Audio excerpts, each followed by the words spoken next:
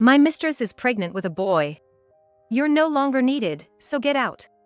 Those were the words proclaimed loudly by my husband, Michael, whom I had once sworn eternal love to. I, Chloe, am 32 years old and have been married to Michael for 7 years, dedicating my whole heart and soul to him. Even when Michael was transferred to an unfamiliar place due to work, I quit my beloved job to support him. I provided him with warm meals, a clean house, and a comfortable life, all while continuing to work myself. And yet, despite enduring the repeated pressures from his parents to see a grandchild and undergoing painful fertility treatments for over 5 years, both mentally and physically challenging. However, as if mocking all my hard work, Michael was secretly having an affair with another woman behind my back. "This is unbelievable. I'm going to sue you for damages," I declared during our discussion about divorce, only for Michael and his mistress, Sophia, to reject the idea of paying any compensation. "Forget about the damages. Do you know how old Sophia is? She's 25, younger and without the financial means you have. Give her a break." But I guess being young, her eggs were probably fresh. It only took a few tries before she got pregnant. "I'm talking about efficiency." Michael said this, and Sophia, looking pleased, joined in on attacking me. "That's right. Jealous I got pregnant so easily?" Their unbelievable attitude tore me apart. However, I couldn't back down. "Regardless of what you say, I will be suing for damages," I stated, calmly explaining our next steps with the lawyer present. As we talked, Sophia became visibly irritated. "Enough. I'm going to the bathroom." She abruptly stood up, clearly frustrated. At that moment, "What's this?" Looking down, I was speechless. A mysterious fluid dripped and fell from beneath her white dress. It was. "Isn't it strange? You're supposed to be pregnant, but there's blood?" "My name is Chloe, I'm 32 years old. I work at a trading company in New York. I was 25 when I married Michael, whom I met at a mixer, and he was 3 years older than me. Michael is a salesperson at a car manufacturer. From the moment we met, I was attracted to his interesting conversation and suave demeanor. Luckily, Michael took a liking to me too, and our relationship quickly developed. Everything progressed smoothly up to our marriage. Right after we got married, Michael was transferred to a different region by his company's orders. Though it was a regional transfer, the area was the biggest city in the region, as convenient as it gets, expected to see a continued influx of people. In that promising land, Michael was entrusted with the responsibility of overseeing several dealerships. He asked me to quit my job and come with him. I was torn because, at the time, I was working at a major publishing company. Having studied literature in college and dreamed of becoming an editor since high school, I was overjoyed when I landed an editorial position at the publishing company. But I also wanted to support Michael as he ventured into new territory alone, and more than anything, I didn't want to be apart from him during our critical first years of marriage. Moreover, becoming a mother was also one of my childhood dreams. At that time, Michael's regional assignment was said to be at least 5 years long.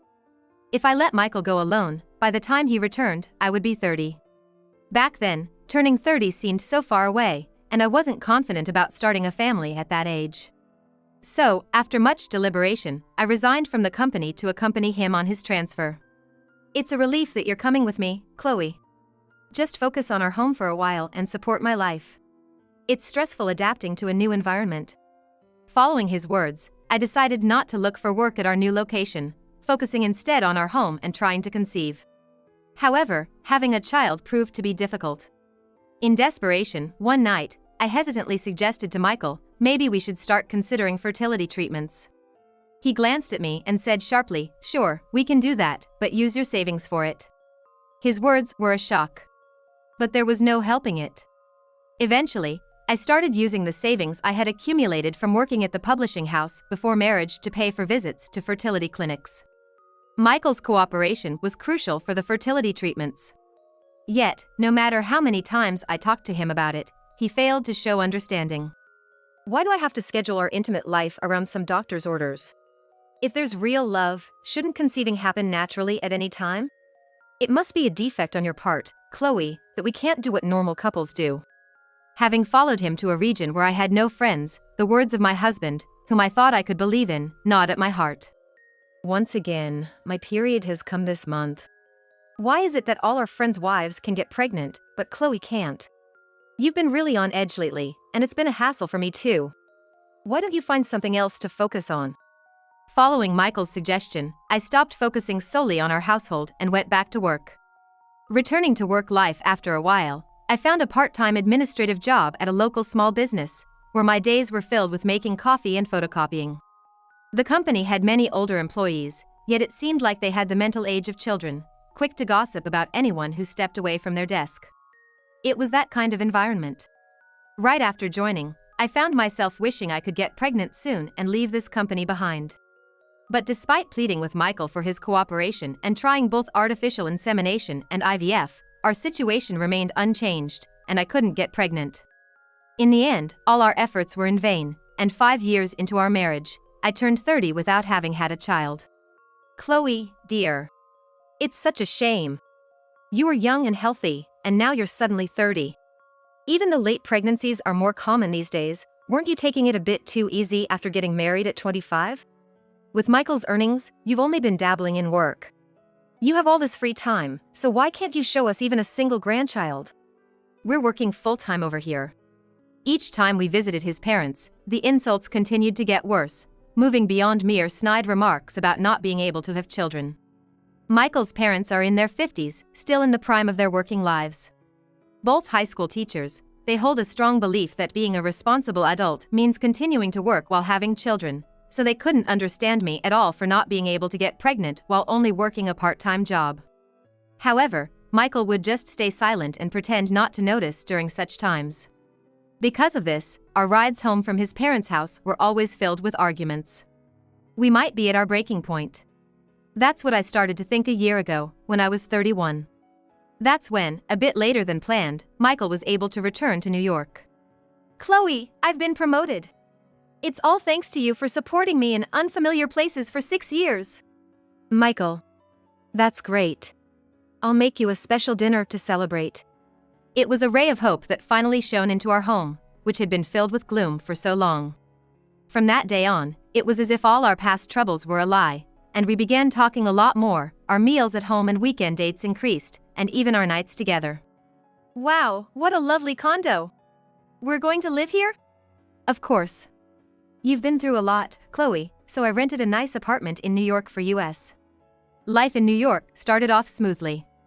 I couldn't return to my former publishing company, but I joined a trading company, where I was tasked with administrative work and eventually assigned to work on things like the company newsletter. The people around me were kind, and I was able to work with more mental ease than before. With his promotion, Michael seemed to have a bit more time and began to be more cooperative with our efforts to conceive. Maybe, just maybe, we might be able to get pregnant soon. I started to harbor that faint hope. But, about 6 months ago, I started to feel that something was off with my husband's behavior. He said his workload had decreased since he could delegate more to his subordinates and that he was working less overtime, but suddenly, he started coming home late in taxis and going on business trips over the weekends. Then, one day. Hey, Chloe. Have you noticed anything different about Michael recently? The thing is, a while back, I saw Michael coming into this place, holding hands with a young woman. I heard about it from the owner of a small supermarket at the next station. Michael doesn't know, but I sometimes shop at this supermarket, which is a bit far from our closest station, for fresh produce. They have a wide selection, and it's easier to get seasonal fruits there. I couldn't believe her words, but considering Michael's recent behavior, it wasn't impossible. When I got home, I decided to snoop around Michael's study. And then, what's this? In a boldly placed planner on his desk, I found photos tucked inside. It was a photo of him with a young woman. There were 2 shots of him with a young woman, their cheeks pressed together, and another photo of the woman kissing Michael's cheek. I could feel the warmth draining from my hands. While my fingertips grew cold, my heart was pounding. I couldn't fully grasp the betrayal by my husband, revealed after 7 years of marriage. Hey, Michael! What's this photo? When Michael came home that night, I immediately confronted him about the truth. Upon seeing the photo, I thrust at him. Michael's eyes widened for a moment, but he soon started smirking and laughing. Oh, got caught, huh? And then he said something unbelievable. My mistress is pregnant with a boy. You're no longer needed, so get out. What are you talking about? What does that mean? Just what I said. I'm telling you to leave. A woman who can't get pregnant is useless to me. I was shocked by his attitude and statement. The affair was shocking enough, but to hear that he had gotten her pregnant. And his words mocked all the hard work I had put in. Why could someone who had morally wrong relations with my husband get pregnant so easily, while I, who had tried for so many years, could not? I packed my bags in tears, swirling with thoughts. I can't forgive this. Rather than the sorrow of being betrayed by the man I loved, the feeling of wanting to punish my husband and his mistress grew stronger. From that day, I began preparing for a divorce. 7 months later. I really wanted to have a discussion with Michael immediately, but he kept dodging or getting angry whenever I tried, so it was hard to make it happen. After a few months, I decided to leave the house and stay at my parents'. We decided to discuss the divorce through a lawyer. Today, we're here to discuss the divorce between Michael and Chloe. The female lawyer, consulted through my father's connection, was very supportive and quickly set up a meeting with Michael. It was unexpected that Sophia, the mistress, would also show up. The meeting started at 10 a.m. on a Saturday at a diner, and Sophia arrived late. I had been thinking of divorcing Michael properly and demanding compensation from Michael, but I really didn't want to see the face of the woman pregnant with his child, wishing she wouldn't come at all. But she showed up 20 minutes late to the restaurant. Sorry, being pregnant really slows down your preparations. Indeed, her belly was swollen. 9 months, maybe close to full term. I think I'll have some pancakes, and a sandwich, and maybe even some pasta. Sophia ordered a massive amount of food. It was enough to make one suspect pregnancy cravings. However, judging by the size of her belly, the morning sickness period should be over. Now that everyone is here, I would like to move on to discussing the damages Chloe wishes to claim from Michael and Sophia. When the lawyer started like this, Sophia exclaimed dramatically, "What? You're going to claim damages? From me, who's pregnant? When I'm about to have a child, will I need to spend more and more money? Are you serious? Just because you couldn't get pregnant for years, you're taking it out on me, who got pregnant easily?" I was stunned by her outrageous statement. But Michael, sitting next to Sophia, was going along with her. Come on, drop the damage. Do you know how old Sophia is? She's 25, Unlike you, she's young and doesn't have much in terms of financial power, so give her a break. But yeah, probably because she's young, her eggs were fresh, huh? It didn't take many tries before she got pregnant. Seriously, it was super efficient. Gotta be thankful for that part, though. I felt dizzy at such an outrageous statement. Despite the lawyer and I trying to move the conversation forward with various remarks, Michael and Sophia kept up this attitude, leading nowhere. Eventually, possibly out of irritation, Sophia suddenly stood up, saying, "Enough. I'm going to the bathroom." At that moment, "Hey, there's blood coming out." I stared at Sophia's lower half as she stood up. There was something that clearly looked like blood seeping through the thigh area of her white dress. But she was supposed to be pregnant, which means she shouldn't be having her period.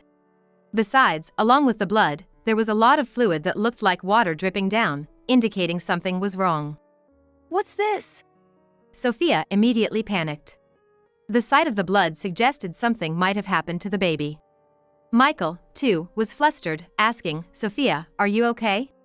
In the end, what was supposed to be a meeting turned into me, and the lawyer quickly dialing 911, rushing Sophia and my husband into an ambulance. Why am I, the victim, doing something like helping the mistress? I thought, feeling utterly drained as I headed back to my parents' house where I was staying. The next day. On Sunday morning, as I was having breakfast with my family, the doorbell rang repeatedly. "Chloe, good morning." "Oh, excuse me.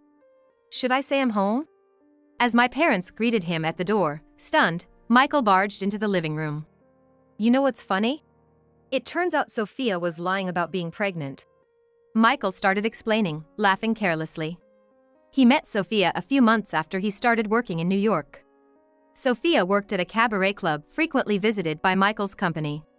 Self-described as resembling a certain plus-size charisma model, Sophia was slightly plump but had shiny white skin, big, round eyes, and a friendly personality, making her relatively popular at the club.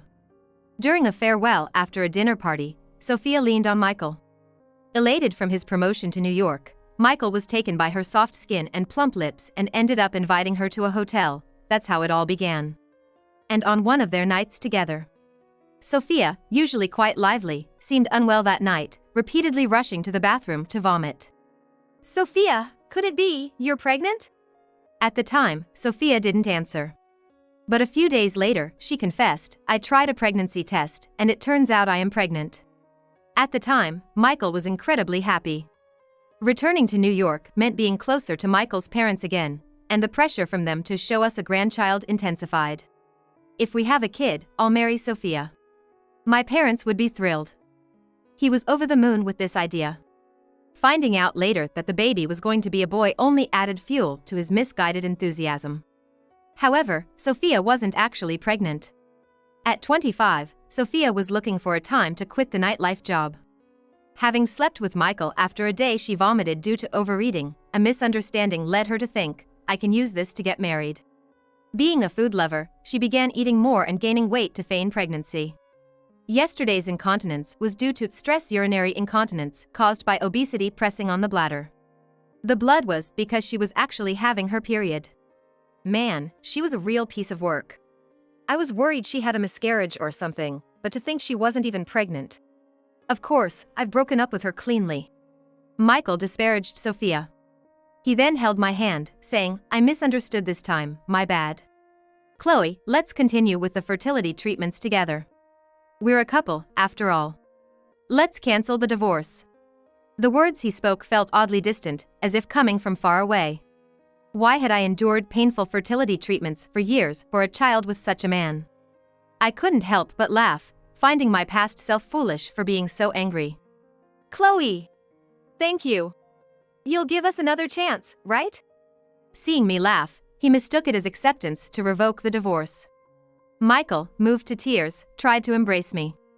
But of course, I didn't want such a despicable man to touch me and brushed off his hand sharply. "I've endured years of being ridiculed and tormented by you and your parents, dreaming of having your child, enduring the pain of fertility treatments. Can you imagine the excruciating pain?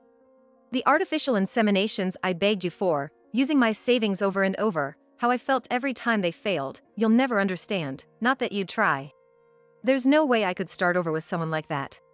Yelling this through tears, I told my concerned parents, who were watching from the door, "Please, kick him out." "Hey, Chloe, wait, listen to me." Pulled away by my parents, and my brothers who came over worried about me, Michael was shut out of my parents' house. But since that day, Michael has repeatedly stormed my parents' house, insisting on not getting a divorce. Even when I said I wouldn't talk without going through a lawyer, he wouldn't listen, sitting in front of the house from early morning. Not just at my parents' house. He also ambushed me in front of the specialist trading company where I worked, waiting for me every day after work. "Hey, Chloe! Please forgive me." His plea, repeated like a curse, haunted me even when Michael wasn't around, and I started to feel mentally exhausted. After much deliberation, I decided to contact someone. "It's unusual for you to reach out, especially since in the latter part of your marriage, you refused to talk unless it was through Michael." My mother-in-law, whom I met after a long time, still had a knack for snide remarks. However, I felt she was much more reasonable than Michael. Yes, I decided to explain everything to my in-laws. Proud as he is, Michael probably hadn't told them. I thought I got my mistress pregnant and initiated a divorce, but it turned out the pregnancy was a lie, so I'm trying to cancel the divorce. As expected, the news was a complete shock to my in-laws. At first, they listened with furrowed brows, but gradually their expressions brightened. "So, Chloe wants a divorce because she's fed up with Michael. It's regrettable, but honestly, it might not be bad news for us," my mother-in-law said. "Yeah, I guess. It might be weird to say this, but Sophia's 25, right? We might actually prefer her over Chloe, who seems to have trouble getting pregnant." Ignoring Sophia's lies, my in-laws seemed to be getting their hopes up unnecessarily, which was exasperating, but if they could handle things smoothly on their end, all the better for me. "Leave it to us. We'll have a good talk with Michael." Sent off with an unusually bright smile and even given sweets to take home, I left my in-laws' house. A few days later. "Hey, what's going on, Chloe?" Michael called, sounding completely unhinged. Despite my insistence on communicating through a lawyer, he kept trying to contact me directly through various means, his company's phone number, friends' cell phones, and even payphones, which was annoying. But this is all for a smooth divorce. I tried to stay calm as I answered the phone. My dad and mom suddenly started saying I should divorce you. They were all about having you give birth just before. What's with this sudden change? Something's off. Michael seemed to be at his parents' house. As I listened without much interest, there was a shuffle of noise, and the voice on the phone changed. Chloe, I'm sorry about this. He seems a bit distraught. It seems like he's not making any rational decisions. We've tried talking to him, but if you could talk to him too, I think he'd understand. He's been saying he hasn't been able to talk to you lately. Could you come over now? I have the divorce papers ready. All that's left is for you two to sign. Really? Thank you so much. I'll be right there. I hurried into a taxi. According to my conversation with my mother-in-law in the car, Michael was upset but apparently close to being convinced. They threatened him that if he didn't divorce me and remarry Sophia, all of their inheritance would go to his brother. This threat seemed to have an effect. When I arrived at my in-laws' house, Michael looked exhausted and had already finished signing. Without taking off my coat, I approached him and threw my true feelings at him. Hey, Michael. I really hate you now. I've come to detest you. At those words, Michael's shoulders twitched. He slowly turned around, his face showing a cold expression I had seen several times during our marriage. I hate it too. A defective woman like you who can't get pregnant. I silently took the divorce papers and left their house. Later on, in a reorganized meeting with Michael, Sophia, and the lawyer, I once again stated my intention to demand damages from him. Unbelievable. I should be the one demanding damages for wasting my time with a woman like you. I'm feeling mental anguish because of the stress. I want money too. The two of them kept yelling. The lawyer present sighed in disbelief and, speaking on my behalf, told them that if they refused to pay damages, we would have to go to court. The mention of court suddenly made them quiet down. They agreed to pay the demanded damages quickly. They also promised not to contact or approach me in any way in the future. And we prepared a document just in case something happened. Perhaps because they really didn't want to go to court, he obediently transferred the damages by the specified deadline. When I confirmed the transfer on my smartphone, I felt as if a weight had been lifted off my shoulders. Having overstayed my welcome at my parents' house, I decided it was time to move out and change jobs for a fresh start. Just as the seasons were changing and signs of spring were appearing, I felt relieved to be able to start my new life calmly. However, I would occasionally receive creepy messages, attempts at reconciliation from Michael. No matter how many times I blocked him, he would always find a way to contact me from a different account. It seemed I needed to change not just the block settings but my smartphone and phone number altogether. While I was reluctant to go through the hassle of transferring data, I decided to change my phone as an opportunity to start anew. I forwarded all the messages to all our mutual acquaintances, asking them not to give my contact information to Michael even if he asked. Later, I found out that among those I forwarded the emails to were Michael's co-workers, which apparently made the story spread within Michael's company. Although the company knew about the divorce, it became known that he was sending weird messages to his ex-wife, making him quite the laughingstock. Eventually, feeling uncomfortable at the company he always bragged about as representing the US, it seems Michael resigned. And about half a year after I started my new life. Hey Chloe, listen to this. Suddenly, I got a call from my mother-in-law. Even though I changed my smartphone and blocked Michael's contact through all possible means, I had given my contact to my mother-in-law in case Michael harassed me again so that we could call each other if something happened. However, this was the first time she actually called. Over the phone, my mother-in-law was sobbing. It seems, just as my in-laws had schemed, Michael quickly remarried Sophia after divorcing me. However, because he felt uncomfortable at work and resigned, he ended up living at his parents' house, becoming unemployed. And Sophia, who had originally worked at night but started pretending to be pregnant since her affair with Michael, quit her job to be supported by Michael and hasn't worked since. So now, two unemployed people were living in the house, significantly increasing my in-laws' burden. Even if a grandchild was born under these circumstances, they wouldn't be able to take care of it. Even after 1 or 2 months, neither of them made any attempt to start working, and my in-laws were trying to kick them out, but about a month ago, it turned out Sophia was actually pregnant. Is that so? Well, isn't that what you wanted? Everything is going according to plan. As the conversation seemed to be dragging on, I switched the call to speakerphone and leisurely sipped tea while nodding along, to which my mother-in-law exclaimed in horror. Sophia was still spending all day at home, just fiddling with her smartphone. Being pregnant, she couldn't be asked to do much heavy housework, which was understandable, but she started refusing even the small help she used to give when asked. Gently pointing it out would lead to her throwing a tantrum, saying, "Are you bullying a pregnant woman?" making the household atmosphere even worse despite the pregnancy. As for Michael, he said he was supporting Sophia by his side and wasn't looking for full-time work, only considering short-time part-time jobs, despite once priding himself on his work. He didn't want to be a regular employee at some mediocre company because of his ego of having worked at a leading company. My in-laws are still working full-time as teachers. They were supposed to be in a situation where all they had to do was wait for grandchildren after their own children had grown up and left the nest. However, they suddenly found themselves having to take care of big kids who refused to work at all, leaving them utterly exhausted every day. But talking to you, Chloe, I've calmed down a bit. I think we did something terrible to you. We caused you so much pain, so I have to take responsibility for my actions. After venting for a while, my mother-in-law seemed to have calmed down and hung up the phone after saying thank you. Since then, there hasn't been any contact from her. And a year after my divorce from Michael. Living peacefully in a new place, the wounds from the affair and divorce were gradually healing, and I had even managed to restart my career as an editor at a publishing company, albeit much smaller than before, enjoying fulfilling days. The sender was the lawyer who had helped me a year ago, but inside the envelope, along with a note saying this arrived at our office, so we're sending it to you, was a small envelope. It was a letter from my mother-in-law. The sender's address wasn't written. The letter detailed how my in-laws, Michael and Sophia, were living now. First off, it appears my in-laws no longer live in that house. After talking to me on the phone, my mother-in-law finally decided to kick Michael and Sophia out.